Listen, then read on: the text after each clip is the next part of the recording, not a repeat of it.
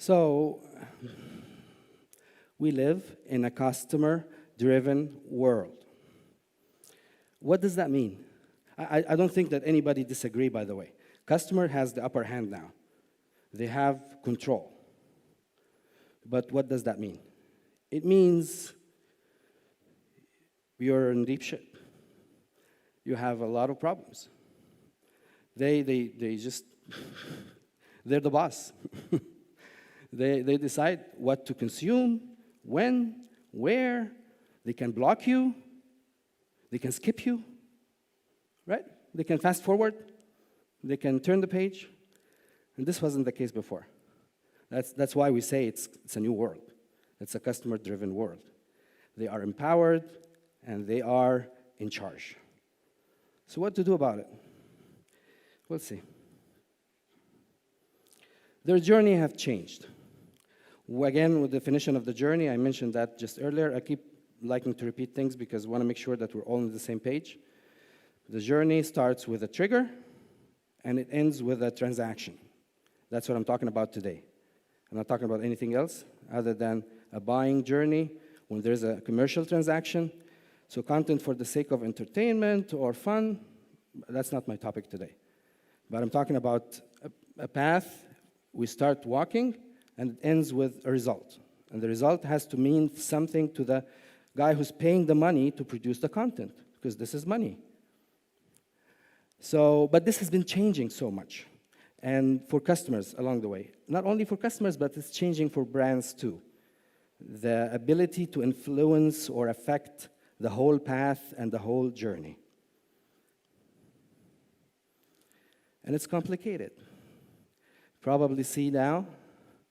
If you look at this picture, all these pieces of textile, they look similar, right? Right? They look similar, Yvette? But they're not the same. Not a single one looks exactly the same as the other one. Each one is handmade, different style, different design. That's exactly how buyers' journeys are today. Each individual, they go on his own path, her own path. From Facebook to Twitter and back, or ebook, or social media, or a video, and then back, and then the website, and blog, and then back, and so on. You don't know what they're going to do next. That's the world today. It is complicated. So how did we get here? How did we really get here? It started in the 80s. The 80s world was so different. There was a limited set of channels for a brand to communicate with their customers. They maybe had TV and radio and press. Anything else? I don't recall anything else. And it was one-directional. You think about an idea, you broadcast it, and you hope for the best. We call it spray and pray, right? That was it. And this was good and bad. Good because it was simple, easy, so you can master the whole process. You can become very effective and efficient if you want. But then it's bad because you have no clue if your activity or work is working for you or not. You have no idea. You don't have feedback, you don't have interaction, you don't talk with there's nothing, no information. Then there was something called the internet in the 90s. It was a paradigm shift. Everything has changed. People became more powerful, more empowered, more in charge, and they own the decision. Then brands had less and less and less and less power and influence. They had to think more and so on. And then there was the explosion of mobile phones, smartphones, and social media. Then you get to unlimited number of channels, infinity. Right now we have infinity number of channels. So many social channels, so many websites, blogs, media companies, whatever. Everybody is inundating content to our customers everywhere. So that's brought us to today, what we have today. And I would like to call it the content experience world that we have now. You consume content on the fly. I'm consuming content right now on the screen in front of me. I look in my watch, I'm consuming content, the Samsung watch. I look at my phone, I go around, everything is digital screens everywhere now. I was taking a picture at Jitex in Dubai the other week, and they had the floor, the ceiling, the stairs made of LCD screens. It was crazy. I'm not kidding. I was like, are these becoming cheaper than tiles or what? Or maybe they make so much money, right? They have a lot of money, these guys. So anyway, so content is surrounding us, so it's a content experience world. That's what we have today. What to do about it? Look at this racing car and imagine that this is your content. All these different pieces and accessories and parts at what forms the content experience. You bring them together, you put them in the car, they work in uniformity and homogeneity nicely, then the car would start to move, accelerate, and maybe win the race. If they don't work against each other, something is not right, one piece is not right, maybe it will not move at all, it will not leave its pit, stand still. So it's not just about producing content, it's about understanding every piece and every part and every channel and every campaign, audience, strategy, these things. Otherwise, it looks like a car, but it's not working. So is that what I'm talking about is really something? Is it proven? Yes, of course. There are numerous references, numerous research findings. I'm just bringing two so that you believe me going forward. Is anybody still doubting what I'm talking about?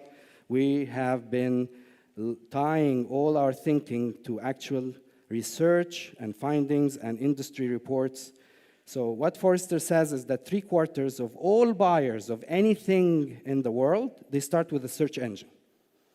Almost 3/4. And what Gartner is saying is that if you even have a B2B, the same buying unit, you're selling to a business, from a business to a business, you're encountering 3 different stakeholders, or 5, sorry. 5 different stakeholders, and each one of these stakeholders, they have different demands and different requirements and different buyer's journey. You need to talk to them separately. What the hell? That's the world we're living in here. Sorry, I reserve the swearing to you. I'm going to reduce that. So what can be done about it? What can be done about it? Content rests on pillars. You have to have a foundation, and these pillars will have to be there. If the pillars are not there, this is no starter. This is a deal breaker. You cannot just continue. Each of these pillars will have to be done properly. And we have now summarized all these pillars in 5, starting with having the content data-driven. We need to start with data. I'll elaborate a lot about that, and I'll keep repeating it. But to summarize, and also to elaborate on the previous presentation, we need to know what people are searching for, number 1, what the keywords, what the topics, what they're talking about. And then they need to analyze what they're talking about on social media, the big conversation out there. And then we need to predict, envision what's going to happen. What are the hot topics before they happen, not after the fact. Because if you're waiting to understand that there is a trend going or a hot topic, then your competitor have beaten you already. You're gone. You need to know it beforehand. You need to know that next month, people will be talking about so and so and so. But how to do that? Well, there is technology for that. You cannot do it yourself. There is software for that. Okay, now you have to become strategic. Strategic meaning that all the content that you have will have to tie in a very clear-cut, systematized understanding of a lot of things. Your audience, the channel, the content type, the persona, all these beautiful things that we've been talking about for the last 2 hours. Right? And on top of that, you have to address your company needs. You have to, what you're producing, you're paying this content or broadcasting all this content for a reason, right? So you have a vision, a mission, a product, a value system, something as a company you want to also try to touch on. Then the content will have to be relevant. And this is different than strategic. It has to be relevant to the consumer, to the audience, to the customer. They have to find it valuable. It has to answer some gap or a need for information, knowledge, or something. And then it has to be engaging, like I've been trying to be for the last 30 minutes, failing, obviously. Yeah, kind of. All right. Engaging would mean that, I know it's a hell of a task, right? But I know that the translation, it takes time, and you see the feedback and reaction a little bit later. Engaging doesn't have to be very sophisticated. It could be visually appealing. It could be interactive. It could be unique. It could be telling authentically about a story. And then it has to be omni-channel. You have to be everywhere. If your target consumer only look at his watch, then you have to be on his watch. Simple as that. You have to be on Facebook, on Twitter, on a website, on a blog, on ebook, SlideShare, whatever it takes. You have to know that.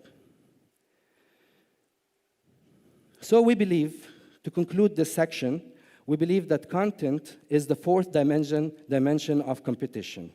Your company can become competitive just by producing relevant, effective, and winning content. Traditionally, businesses used to compete on three pillars or three dimensions. Product, you could make a better product, have more features or benefits or advantage in technology, or you could have been better in price, just price, lower your price, win more customers, but then you have a problem making money. That's another thing. You got to choose supply chain management. Third was service, like to surround companies with beautiful service, nice interaction, good experience, and so on. But now we think and we believe that content can become also a competitive advantage. If you do it right, you can even do not so well on all the other elements and win just because of the content. But again, that's my first question. If you remember, more than 60% of all content produced is never used, viewed, or downloaded. Are people just crazy or stupid, throwing out money like that? I don't know.